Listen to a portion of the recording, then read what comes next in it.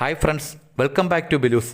ഇന്നത്തെ നമ്മുടെ വീഡിയോ നമ്മുടെ വീട്ടിലുള്ള സാധനങ്ങൾ ഉപയോഗിച്ച് തന്നെ ഒരു അടിപൊളി ഡിഷ് വാഷിംഗ് ലിക്വിഡ് നിർമ്മിക്കുന്നതിനെ പറ്റിയാണ്. വളരെ എളുപ്പത്തിൽ തന്നെ നമുക്കിത് നിർമ്മിച്ചെടുക്കുവാൻ പറ്റും. അടുക്കളയിൽ സ്ഥിരമായി ഉപയോഗിക്കുന്ന പാത്രങ്ങളുടെ ചുവട്ടിലൊക്കെ കറകൾ കാണപ്പെടുന്നുണ്ട്. നമ്മൾ എത്ര ബലം കൊടുത്ത് കഴുകിയാലും അത് പൂർണ്ണമായും മാറില്ല. ഈ ലിക്വിഡ് ഉപയോഗിച്ച് കഴുകുമ്പോൾ വളരെ എളുപ്പത്തിൽ തന്നെ കറകളൊക്കെ പോയി പാത്രം നന്നായി വെട്ടിത്തിളങ്ങും. നമുക്ക് ഏറ്റവും കൂടുതൽ ചിലവുള്ള ഒരു സാധനമാണ് ഡിഷ് വാഷിംഗ് ലിക്വിഡ്. മിക്ക വീടുകളിലും 2 ആഴ്ചയോളമേ ഒരു ബോട്ടിൽ ലിക്വിഡ് യൂസ് ചെയ്യുവാൻ പറ്റുകയുള്ളൂ.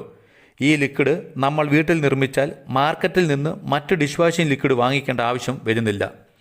നിങ്ങൾക്ക് ഈ പാത്രം കാണുമ്പോൾ തന്നെ വ്യത്യാസം മനസ്സിലാകും. ഈ വീഡിയോ നിങ്ങൾക്ക് ഇഷ്ടപ്പെടുകയാണെങ്കിൽ വീഡിയോ ഇപ്പോൾ തന്നെ ഒന്ന് ലൈക്ക് ചെയ്തേക്കണേ.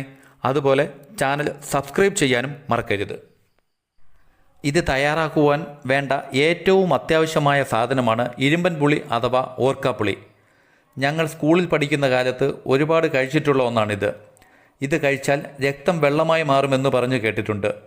എന്നാൽ അതിൻ്റെ സയൻറ്റിഫിക് വശങ്ങളെക്കുറിച്ച് കൂടുതൽ അറിയാത്തതുകൊണ്ട് അതിനെപ്പറ്റി കൂടുതൽ വിശദീകരിക്കുന്നില്ല. ആദ്യം ഇരുമ്പൻ പുളി കഴുകിയ ശേഷം ഒരു കുക്കറിലേക്ക് ഇട്ട് കൊടുക്കുക. അതിലേക്ക് കുറച്ച് ഉപ്പും വെള്ളവും ചേർത്ത് 2 വിസിൽ വരുന്നത് വരെ വേവിച്ചെടുക്കണം.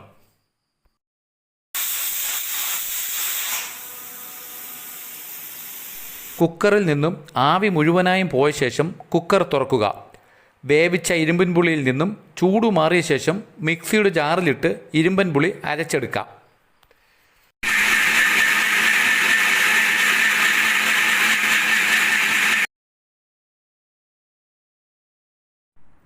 മിക്സിയിൽ അടിച്ചെടുത്ത ഇരുമ്പൻ പുളി ഒരു പാത്രത്തിലേക്ക് അരിച്ചു മാറ്റിയ ശേഷം അതിലേക്ക് കുറച്ച് വിനാഗിരിയും ബേക്കിംഗ് സോഡയും ചേർത്ത് നന്നായി മിക്സ് ചെയ്യണം. ഈ സമയം ഈ ലിക്വിഡ് പതഞ്ഞു വരുന്നതായി നമുക്ക് കാണുവാൻ കഴിയും. ഇനി ഇത് ഒരു കുപ്പിയിലേക്ക് നമുക്ക് സൗകര്യപ്രദമായ ഉപയോഗത്തിന് വേണ്ടി മാറ്റാം. പാത്രങ്ങളും അടുക്കളയിലെ സിങ്കുമെല്ലാം വൃത്തിയാക്കുവാൻ ഈ ലിക്വിഡ് വളരെ നല്ലതാണ്. ഇരുമ്പൻ പുളി വെച്ച് തയ്യാറാക്കുന്ന ഈ ലിക്വിഡ് നിങ്ങൾ വീട്ടിൽ തയ്യാറാക്കി നോക്കണം. ഇതിനെക്കുറിച്ചുള്ള അഭിപ്രായം കമൻറ്റായി രേഖപ്പെടുത്തുവാൻ മറക്കരുത്.